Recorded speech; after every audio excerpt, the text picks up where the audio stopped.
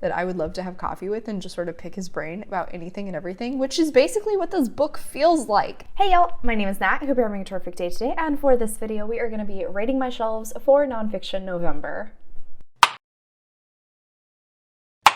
Alright, before I get to anything bookish, make sure to hit like and subscribe down below, as well as tell me in the comments how many nonfiction books have you read this year. Okay, so it is another round of rating my shelves. Basically, this is the project I created in order to keep working on my own TBR. And somehow it worked out so perfectly that for Nonfiction November this year, I could make a book from my own TBR work for pretty much every one of these prompts. Are some of them stretches? Yes, they are. If you are unaware, the Nonfiction November Readathon is a reading initiative that was created by Book Olive. I'll put a link to her in the description down below. Highly recommend giving her a follow, especially for nonfiction book recommendations. She's the best. The whole point of Nonfiction November is just to read a bit more of it. If you don't usually read any, read one. You're participating. If you usually read a few, read a few more. As is tradition, I start the year doing fairly well at completing my goal of reading about one nonfiction book a month. Usually around July, August, I sort of fall off the trend of doing that. Thankfully though, Nonfiction November tends to round my number back up to 12. Fingers crossed that'll happen this year as well. Every year, Olive also gives you 4 prompts, which you can use to try and form a TBR. You don't necessarily have to. I like to, just to kind of have a little bit of direction for the books that I pick up every year. And as I mentioned, somehow I managed to make it work so that all of these books came from my own TBR. Let's officially dive into those, and I'll give you a breakdown. First up, for Fraud, I am going to be reading Small Sacrifices by Ann Rule. Now, Ann Rule, for quite a while, was the queen of true crime stories. She is most well known for is The Stranger Beside Me, where she tells her story of actually being friends with Ted Bundy. It's still wild to me, and I actually do want to pick that up. I just haven't gotten my hands on it. However, I picked up Small Sacrifices at a little free library a year ago, maybe 2. This story is following the case of Diane Downs, a woman who was convicted of attempting to murder her 3 children. I have heard of this case previously. I've probably listened to 2 or 3 podcast episodes on it, but I figure this is pushing 500 pages, and I'm sure Rule will go into a lot more specifics on the case and perhaps some of the psychology of Downs, which is what I am particularly intrigued about when it comes to this case. The fraud element comes from the fact that Downs initially says that she was pulled over by some guy that was in the middle of the street yelling at her and trying to take her car, and that was the person who killed her children. This will not be particularly light, but I have been itching to get back into the true crime genre lately. For the next one, Web, this is a hair of a stretch. I'm going to read The Anthropocene Reviewed by John Green. I believe this book is John Green giving reviews to random different things, and there's a bit of a web that connects all of them with some sort of an underlying point. Not really sure what that is. I've heard only glowing reviews about this book though. I know many people who had this as a best book in prior years. I was a John Green girl growing up. I loved all of his fiction books. Definitely am interested in trying out some more of his stuff, some nonfiction works. John Green seems like a really weird dude, and I'm sure this is going to be a weird time, but I'm very excited for it. The one that is probably my biggest stretch, capital, is going to be Pandoras Jar by Natalie Haynes. And that is because this is Natalie Haynes'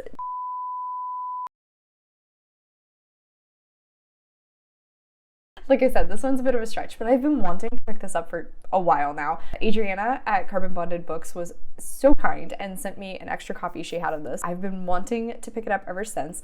I really enjoyed 1,000 Ships by Natalie Haynes, which is sort of like a short story collection focused on the Trojan War. I was not as big a fan of Stoneblind, which was her Medusa retelling. I think Medusa does in fact have a chapter in here. Finally, for Display, Little Weirds by Jenny Slate. First off, Jenny Slate is a performer. She's an actress, so you know, she often is displaying herself for the audience. But along with that, this is sort of like a mystical, magical realism, somewhat fantastical memoir of Jenny Slate's life. I think this will fall into that. I've never heard anybody talk about this, but I really enjoy Jenny Slate in every acting thing I've ever seen her in. Her character, Judy, in The Great North is one of my all-time favorites. Good morning, Judy! You are finally 16 today, you beautiful beast. I went to sleep a child and I woke up a sophisticated and artistic woman. This is the year I traded my barrettes for berets. But not literally, because I need to keep my hair off my face. It's super short, so I should read this one fairly quickly, hopefully. So that's our 4 books that I'm gonna try and get through. Here's hoping I will actually manage to do so. Really, this should be a pretty manageable stack for nonfiction books off of my TBR, and also for nonfiction books added to my stats for the year.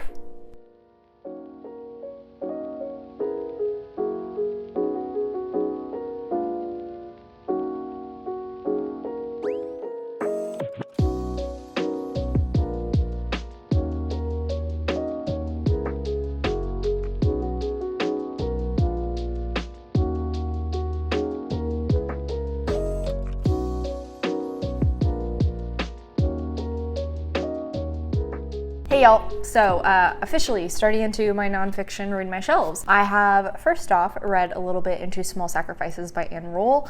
I also went through and segmented this out so that I only have to read, I think it's roughly 100 pages every week throughout November. I'm already behind. Technically I should be there, but I have roughly 30 more pages. Already I can say Anne Rule's writing style, a lot more descriptive than I was anticipating, especially for like a nonfiction book. She really is trying to set you into this place. This is set in Springfield, Oregon, and she dedicates so much time to like creating the atmosphere. Right now, I'm still very early on. Diane has arrived at the hospital. Her kids are being treated for their gunshot wounds, and the police are now actively involved. They're starting to get a little suspicious because she's acting sort of weird. Initially, they thought that she was so controlled because of shock, but now they're starting to wonder, is it shock? Because she keeps acting kind of strange. We've also been introduced to the kid's father, and it was mentioned that he used to beat on Diane, so I'm curious on whether or not they're gonna try and investigate that angle of the story, even though he lived in like Arizona and this is taking place in Oregon, as I mentioned. Her parents are also kind of strange.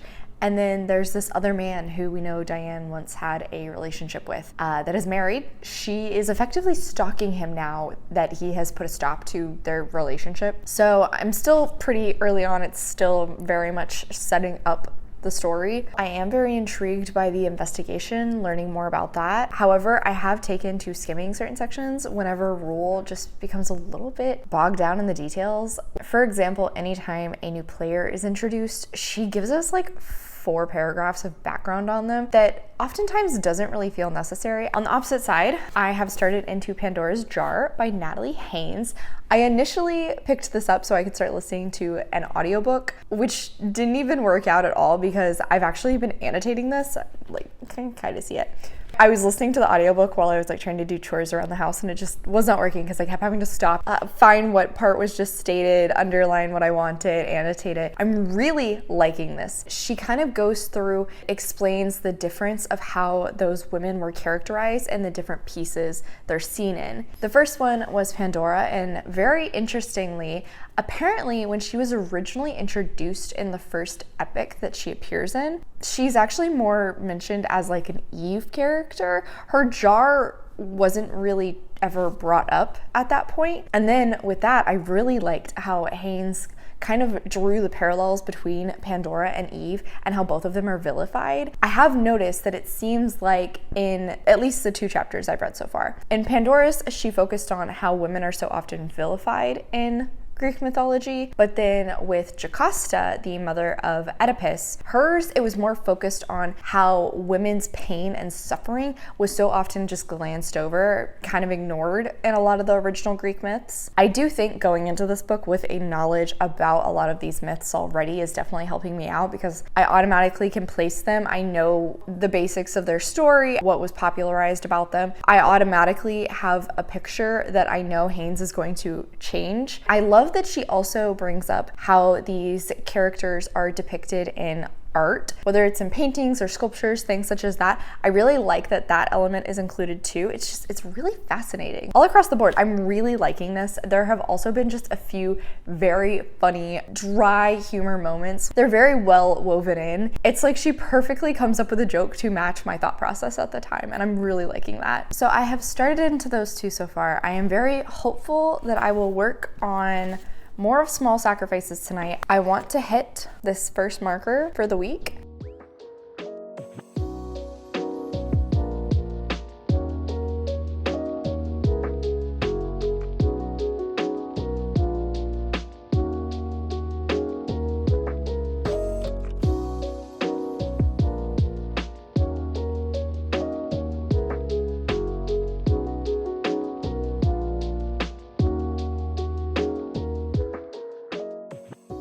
Hey y'all, so not that you know this, it's been a hot second since I filmed an update for this video. I don't know why, unfortunately, I've just been reading really slowly this month. My audiobooks has just been a whole thing. I'm currently at the 3rd section for Small Sacrifices. I'm about 200 pages in, and I'm not enjoying this. I am, for the most part, finding it very fascinating. I do still think Rule goes into a bit too many specifics at times. She inundates you with a lot of detail that isn't always really necessary. There are moments where I end up skimming, but for the most part, I'm pretty invested, pretty engaged while I'm reading this. I'm actively keeping up with the story. We have had a bit more of a dive into Downs' background than I had known about previously. I'm so sorry if you can hear Faith barking outside. It's just having a dog. Apparently she was actually abused by her father, and it's so concerning that she still had as close a relationship with her parents as she did, and that she allowed her children to be around him. Seems as though she was a very smart woman, but she didn't really have a lot of opportunities, and because of how she was raised, she really felt that a man was necessary to make any big improvements in her life. Anytime she would make a stride forward, her relationship with men would be the factor that would end up bringing it all back down. It's also very interesting to see how she views herself as a mother versus how her kids must have seen her, how her coworkers, her friends, her family saw her as a mother. Makes me think that she possibly could have been a narcissist. The main reason of why I was interested in picking this book up, seeing more into Downs' mindset, into her thought process, the psychology around her, that has definitely been hit with this book so far. It's still heavy. I really like whenever we're focusing back on the police, how integral of a player that the DA plays. Obviously, with her children being in the hospital, like there's a ton of sympathy there for that. It's hard not to feel that. The role the DA takes on, how desperate he is to protect these kids, just also has kept me very invested whenever we were following him. So again, it sounds terrible to say I'm enjoying this. I am very invested in this story whenever I'm reading it, but because it is so long and there's so much detail, I'm not picking it up super often throughout the week. It more has been that I end up reading like a large chunk in one sitting. That's actually how I read the second portion, was I just sat on the couch and didn't move until I finished it. I am continuing to work through this, but on the opposite side, I have been working further into Pandora's Jar, and I am loving this. It is so good. I adore how Haynes goes through the different stories of each of these women and showcases how their story changes, how it differs, talking about the major themes. The 6th one was probably the first where I wasn't nearly as interested. I did still think the theme that she talked about there was very, very well showcased in the myth that she was discussing. Specifically, it was looking at Eurydice, Orpheus's wife, and her story, and how unfortunately she doesn't really have a voice. In the original story, she does have a voice, but then in the ones that have passed on, Orpheus gets more of the focus. You know, because we don't have her voice, we don't really understand, or it's never really showcased in the stories that are told, whether or not that's actually what Eurydice wants. Does she want to return to the land of the living? Has she made peace with her death? Does she truly actually love Orpheus? Because we see from some of her other experiences that she wasn't always the biggest fan of men. Unfortunately, she probably was essayed at some point by another man. While there were still elements of that chapter that I did enjoy, and I really liked the themes that were being talked about, I would probably have to say that was maybe my least favorite chapter so far. Currently, I'm on Phaedra, and it's been really interesting how she has talked about the showcasing of a female character who falsely claims. Because in so many of the stories we have already seen, often, unfortunately, that's a pretty common occurrence. But Phaedra is one of the very few cases where it is a false claim and it is so devastating. And I love how Haynes has been discussing that. It has been so interesting. Obviously, the impact stories like that have on today and our society. Again, this book has been so freaking good. I've been enjoying it immensely. Hopefully the next time I talk to y'all, I will have another book to discuss that isn't these two.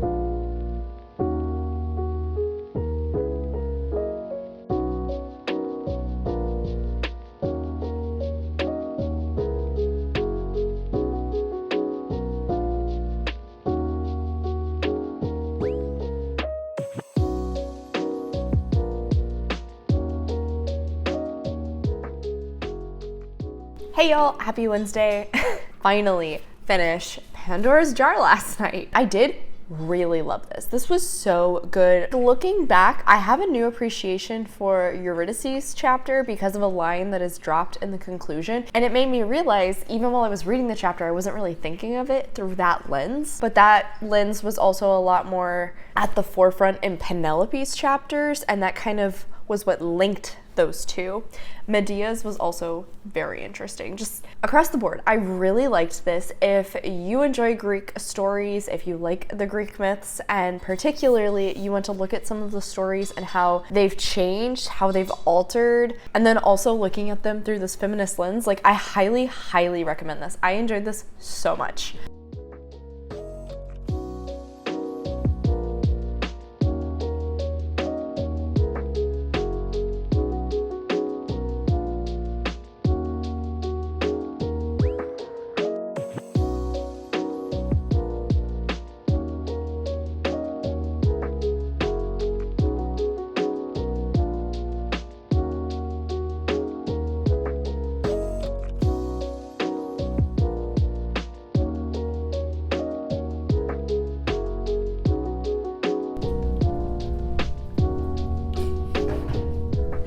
Hey y'all, I just keep putting off this update, so we're gonna film this while Josh is being an idiot in the background and playing video games. But I need to film this update because I've actually read a fair amount since I last talked to y'all. I have actually nearly ended up finishing 𝗖cie Sacrifices because I've been enjoying this. Again, it sounds terrible to say enjoying this. Been enthralled by this. As soon as we hit the trial, I was completely enamored and I didn't want to stop. I actually ended up looking up one thing on Google and found out that there was a 2020 episode where Diane Downs was having a parole hearing, and you get to see a new interview with her daughter. I'm very intrigued about that, so I cannot wait to finish this and then go watch that 2020 update. As I mentioned, once I hit the trial, completely invested. It's totally crazy how, yes, they do have a fair amount of evidence, but really a lot of main things in this case are very much circumstantial and just like based on people's testimony. It's a wild time. And then Diane Downs constantly thinks she is just so smart.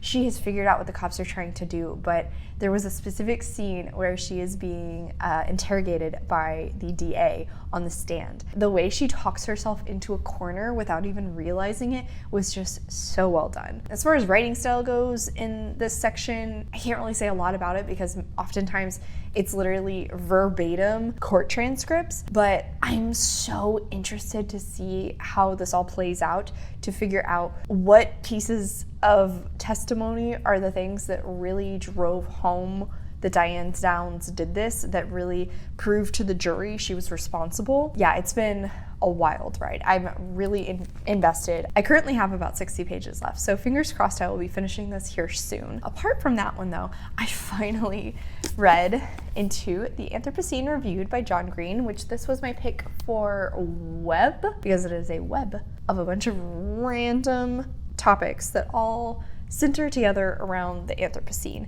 which as I came to find out is what the current time period we live in is referred to in science circles. And so every single chapter is just a random topic that John Green is reviewing. So for example, this one is Halley's Comet, or CNN. Jersey Dudek's performance on May 25th, 2005. And I am really astounded at how Green manages to take these totally random things and always bring them back to the main point of like how they showcase the beauty of society, how humans are so fascinating in what we do and how we are and our resilience and the things that connect us. This is a book that you should read if you want your faith and humanity restored, because it definitely does that. It doesn't shy away from some of the terrible aspects either. He definitely acknowledges those, but there's just something so wholesome and happy about this book. I specifically remember Beck's review where she talked about not understanding why she was crying over this chapter about a baseball player, and I thought that was so odd, but it was memorable to me. And then I hit that chapter and I understand. I cried too. It definitely took me off guard because I was listening to that chapter while I was driving home from Thanksgiving and was not prepared for it. But that chapter, I believe, was focusing on the yips. I've been really enjoying this. I love learning more about John Green's life as well. He is somebody who's so normal and yet so interesting. In my reading of this, I just feel like he is such a hilarious dude that I would love to have coffee with and just sort of pick his brain about anything and everything, which is basically what this book feels like, especially if you listen to the audiobook because he is reading it himself. I'm having a phenomenal time. The next chapter I have is The Bone Vial Salt Flats, and I think I'm down to like roughly 100 pages left, but I've been having a great time with this one. I totally understand why so many people had glowing reviews for it, why this was some people's best book of the year in previous years. I get it. It's really good. I'm really, really enjoying this. This definitely references COVID a lot, so, you know, take care to be aware of that if necessary. I'm really loving it. It's so good. Here's hoping that by the next time I talk to y'all, I will finish one, maybe both of these. We're getting down to the wire for this vlog, so.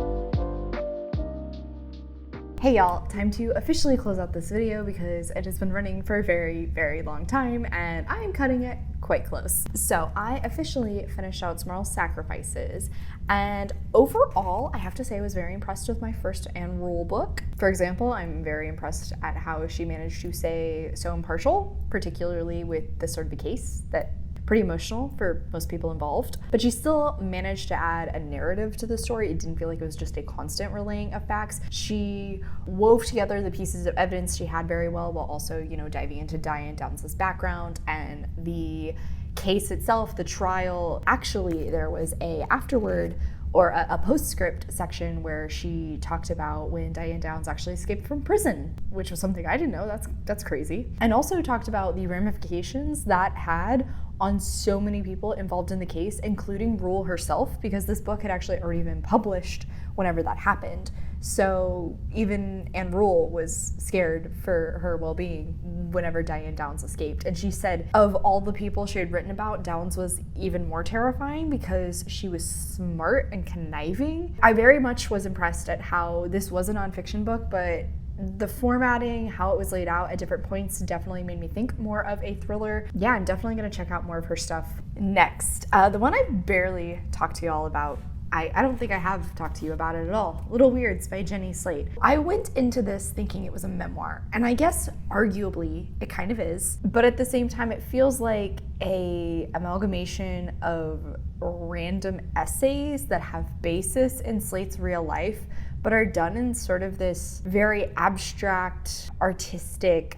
almost nonsensical way. She constantly was using metaphors to explain things, to tie in to the point she was trying to showcase from her life's experiences, but it was so odd.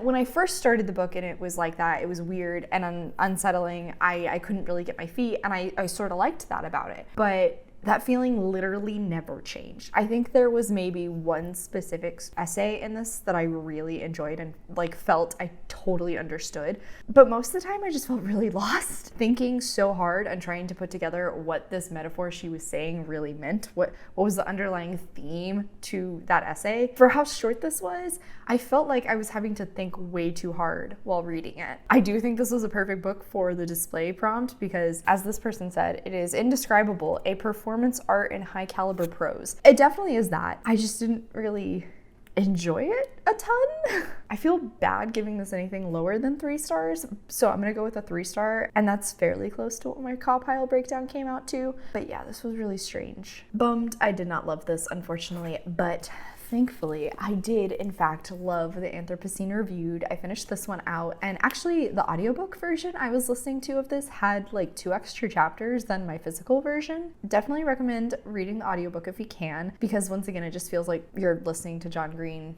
do little lectures about random topics that he has done some research into and tying them into some underlying point about human existence. I can't believe I put this book off for so long because I loved it. It was so good. It was fascinating. I felt like I learned a lot. It managed to be heartwarming while also reminding me of all the ways humans can suck, how we're really bad for the environment, a lot of the terrible things we've done or have happened because of our existence, but also all of the wonderful, beautiful, fantastic things that we can do, that we create, the feelings that we share with one another. This book was just so good. It was so good. It taught me things, but also made me feel so very much. I loved reading this on audio, but honestly, I want to reread this physically. I made a few annotations, but I wouldn't be surprised if I reread it and had way more. Also, kind of made me want to go back and reread the books that I adored from John Green when I was a teenager. This was a glowing 5 stars. Oh, I don't think I mentioned, for Small Sacrifices, my pile breakdown came down to 4 stars for this one because, as I mentioned, Rule's writing wasn't my favorite all the way through, and I think that was like the biggest turnoff at times, but for the most part, did still really enjoy this book. So yeah, I finally finished that out, and with those 4 books, that means that I read 13 nonfiction books this year. I believe that's 1 more than last year, so haha, we are going up. All right, y'all, so that is it for today. Thank you so much for coming to my channel. I really appreciate it. Make sure to hit like and subscribe down below. I have all my socials, as well as a few ways you can support me, linked in the description. I come out with videos on Monday and Friday, but until then, I hope you continue to have a terrific day. Love you, bye!